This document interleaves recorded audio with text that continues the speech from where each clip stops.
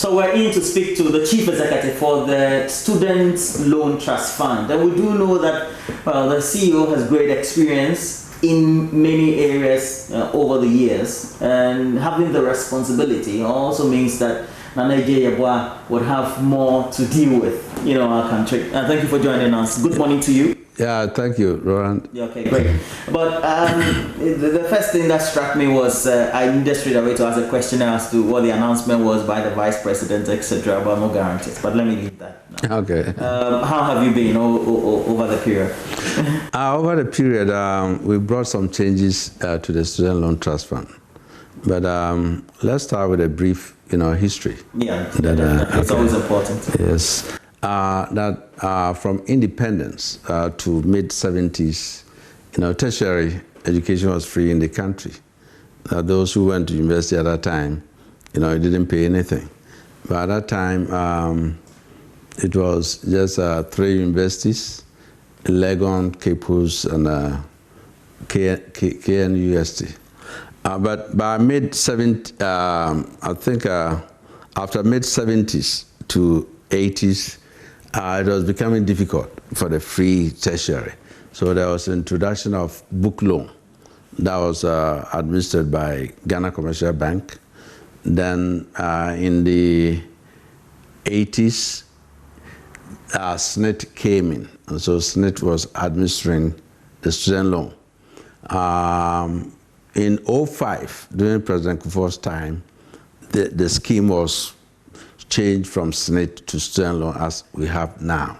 But, with SNIT, we didn't inherit, their portfolio and, indebtedness. The database and all that. And all that. Okay. So we started from a clean slate. Fresh. Fresh. Now, it will mean that you're dealing with a number of applicants, or you have dealt with a number of beneficiaries. Can you give us up to date, if it's possible, to do some annual extrapolations for us? We'll be happy. We currently have over 30,000 students that we are giving loan to this year. We have 119 tertiary institutions under our portfolio that we give loans. So from 2006 to the present day, we do an average of about 30,000, annually. If you take a look at those who tend to apply currently, they come from which backgrounds, diverse backgrounds? Or what specifically do you look out for as a trust? To apply for the loan? Yeah, exactly. Or to apply for the loan, you need to be a Ghanaian to start with. And then you must apply for SNIT card. Then you create an eSwitch account. You must have gained admission to a tertiary institution. Okay, and the tertiary institution must be accredited. And the program we are pursuing is accredited program. And then after all that, you need a guarantor, somebody to guarantee for you. I remember back in the day, my time, I had to go looking out for guarantors, etc. You go through SNIT, and it was sometimes a torrid time because of past experiences in redeeming the loans. How is it with the trust currently? Okay,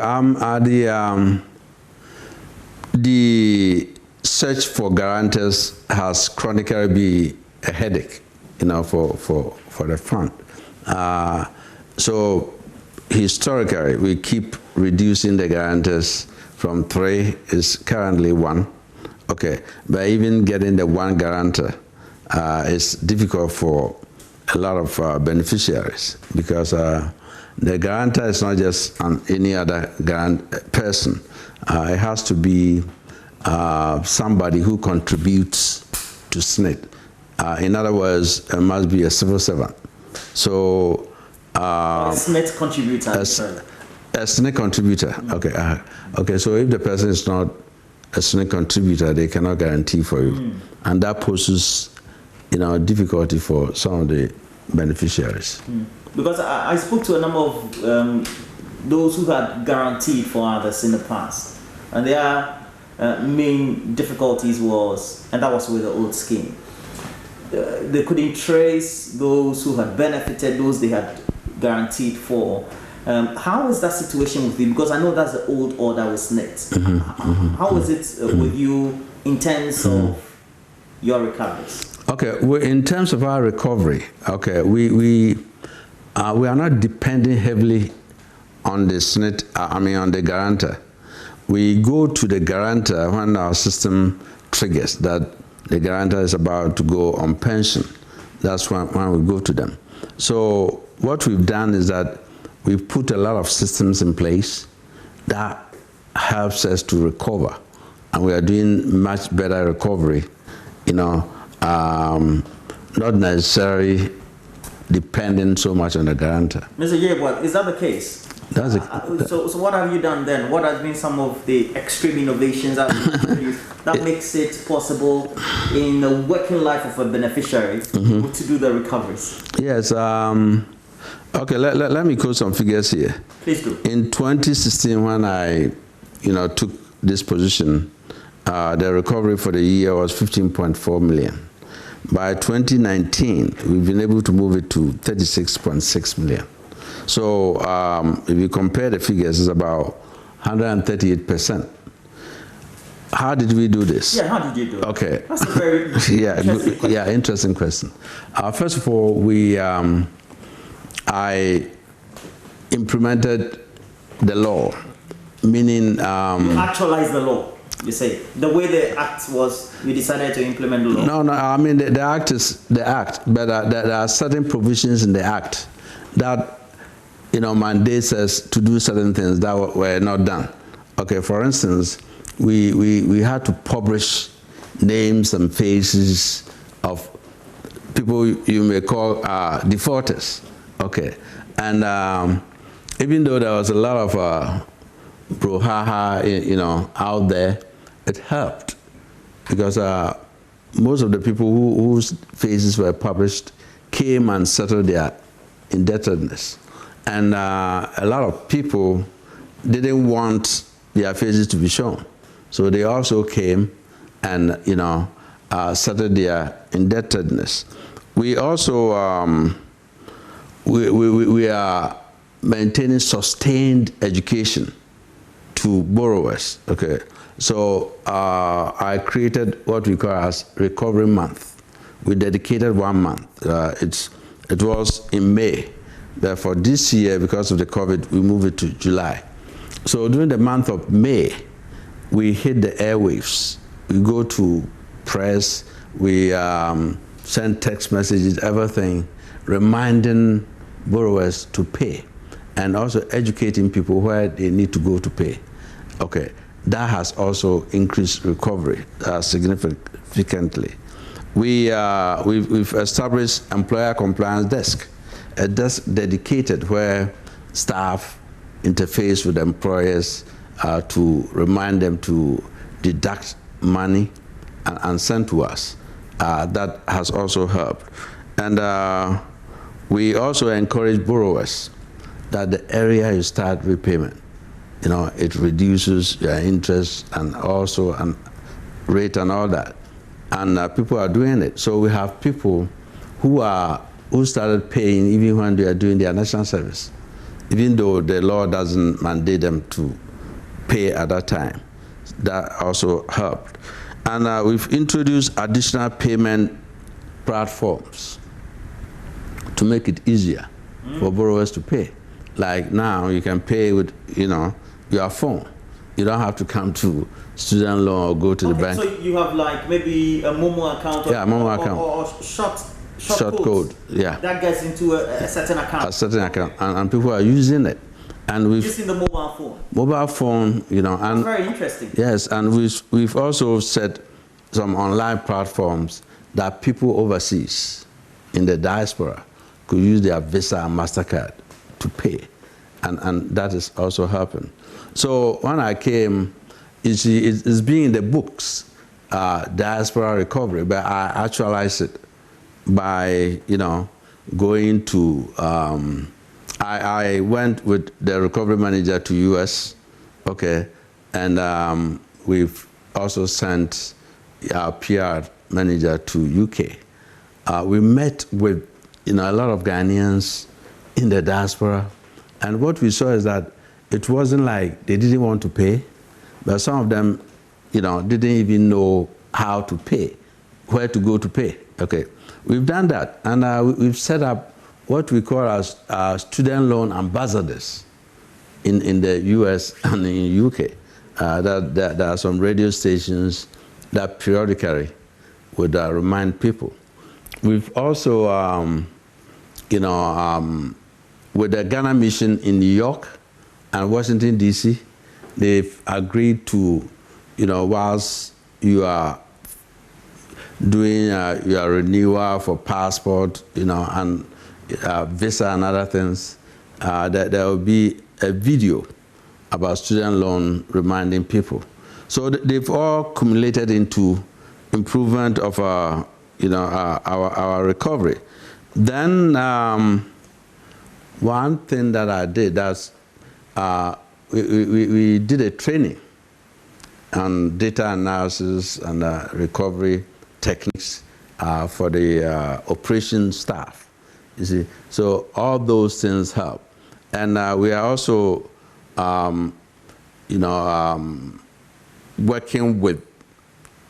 linking with other agencies, DVLA, GRI, NHIS, and those kinds of agencies. So that integration helps us to recover, to trace.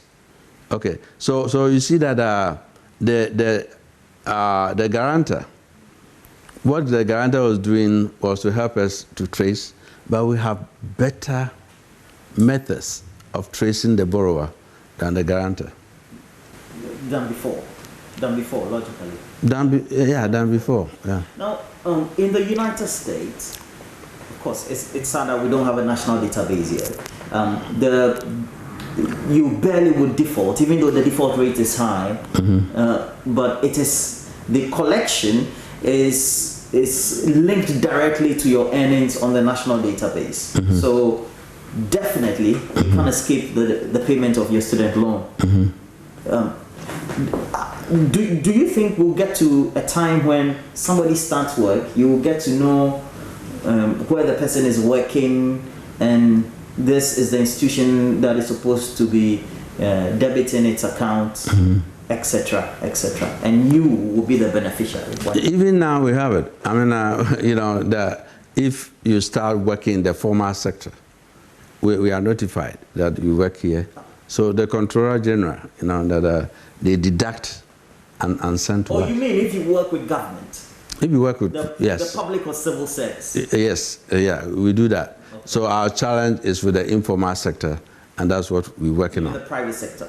Private sector, the private sector. But that's what the Ghana card, okay, with the introduction of Ghana card, we'll be able to get to where you described, as we go along. So let me take it in the typical scenario. Ghana card, I have a Ghana card, I've registered in the database. How is the student loan trust fund going to benefit from that in its recoveries? Well, the Ghana card is going to be the unique identifier, and that is going to help us with the linkages. Okay, so now you take the student loan, then you go to DVLA for your license, driver's license. It can tell you that you are indebted to student loan. Go make arrangements for them. You're going to get passport. It comes out, okay? And also, like, even with GRA, okay, GRA, that you are going to pay your income tax and all that. Okay, so Ghana card is going to be that indicator that will help us locate. And then as we're going along, we are even going to maybe use your phone number, GPS, and other things to track borrowers. Okay, so in the past, you take the loan, you go and, you change your phone number, and we can't find you. Now we are getting past that period.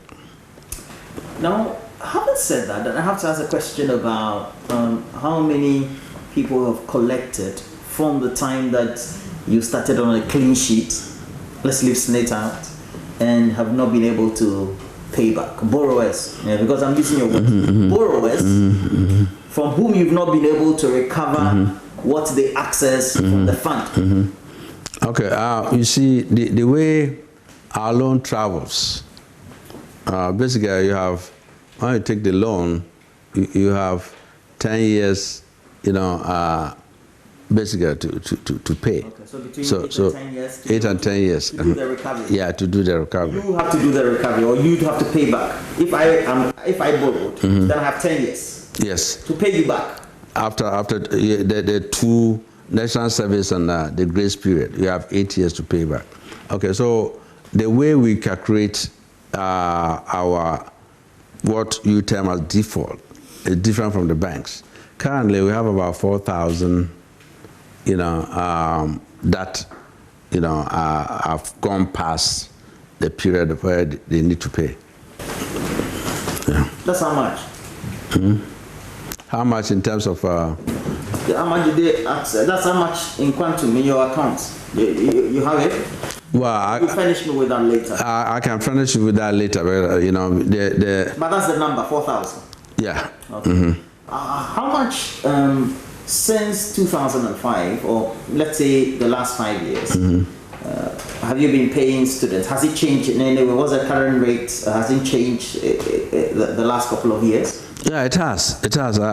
In fact, before 2016, okay, the amount that was given as loan was a minimum of 1,000 and a maximum of 2,000. And the president, Nana Addo Akufo-Addo, made a campaign promise that he would increase the loan by 50%. Okay, he has implemented that promise. So now the loan, the minimum is 1,500 and maximum of 3,000. Yes. So when I came in 2016, the quantum of money that was given for loans was 28.9 million Ghana cedis. We've moved it to 78.9 million. So that's between from 2016 up to 2020. Let's say 2019. 2019, the last financial year, not the current one. Now, from 28 average million, we're talking, we've now gone to 70 million. To 78. 78. The vice president, just about some 2 or 3 weeks ago, before the manifesto launch, did announce that now my son can come and access student loan in Ghana, and there will be no need for that son of mine to use a guarantor, or a guarantor will not be required. How did that sit with you as a trust, or you do the bidding of government? No, I mean, as a trust, we think it's a very forward-looking policy. Why? Yeah, pragmatic, because like I've told you, that the jump that we've made in recovery, it wasn't guarantor dependent. Okay, so the guarantor didn't help us. Out of the 36 million that I mentioned, about 6% was when we resorted to the guarantor.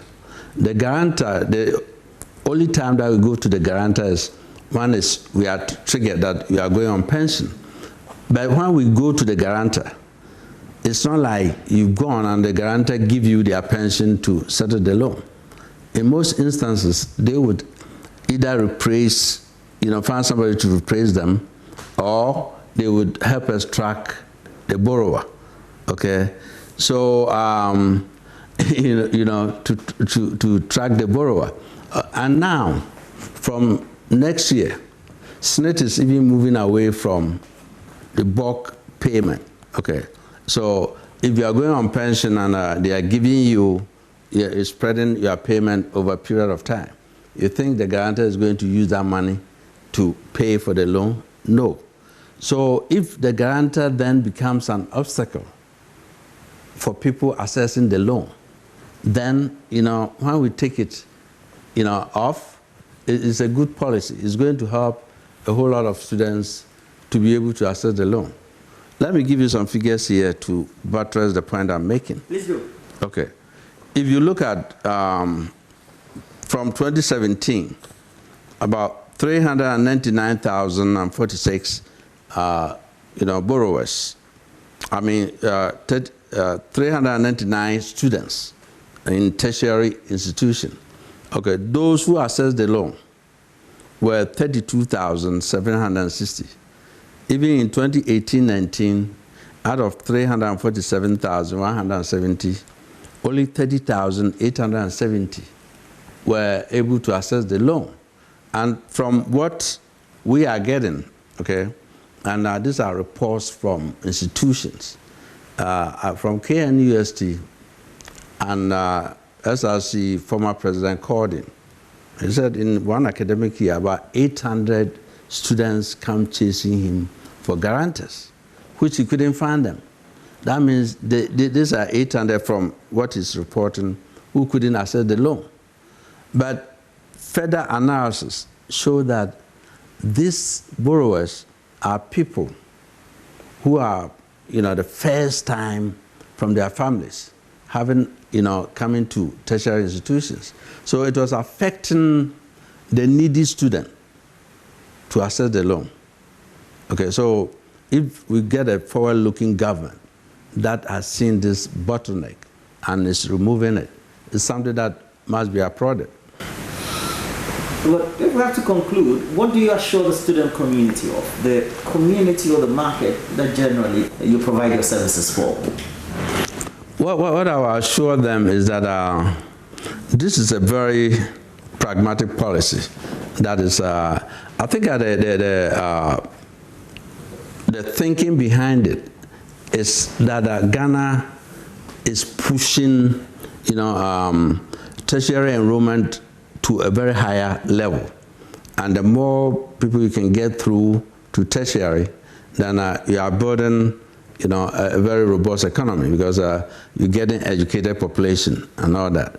Okay, so my plea is that now money should not be an obstacle in pursuit of higher education. You see, because after, let's say, a lot of people had this at the back of their mind that, okay, my children are going through high school, but they couldn't have attained high school education but for the good policies of Nana Addo Dankwa Akufo-Addo. Now, after graduation from free SHS, what next? Now, the president is telling you that if I'm voted and maintained in power, that headache is gone, because now you can access, a student loan without a guarantor. But interestingly, in all the advanced countries, you mentioned USA. USA, the backbone of free SHS is student loan. And that's what the government is implementing. High school system. High school system, because high school system in US, unless if you choose to send your kids to private high school, is free. And after the free high school, the sweeper, as well as the higher executive, they know that their children can go to tertiary institution because they can go and borrow to help their kids through. But the US system too is very much community-based, right? Yeah. You go to school in your community. And that's what I tell people, that the sort of free SHS that Nana Addo Dankwa Akufo-Addo has implemented in Ghana is more comprehensive than what pertains in US. Okay? Yeah, in US, You've lived in the US. I lived in the US, okay. So the free SHS Ghana is implementing is more comprehensive than US.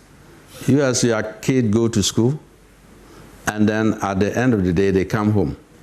Even when they eat lunch, depending on your income, you have to contribute to it. Yeah.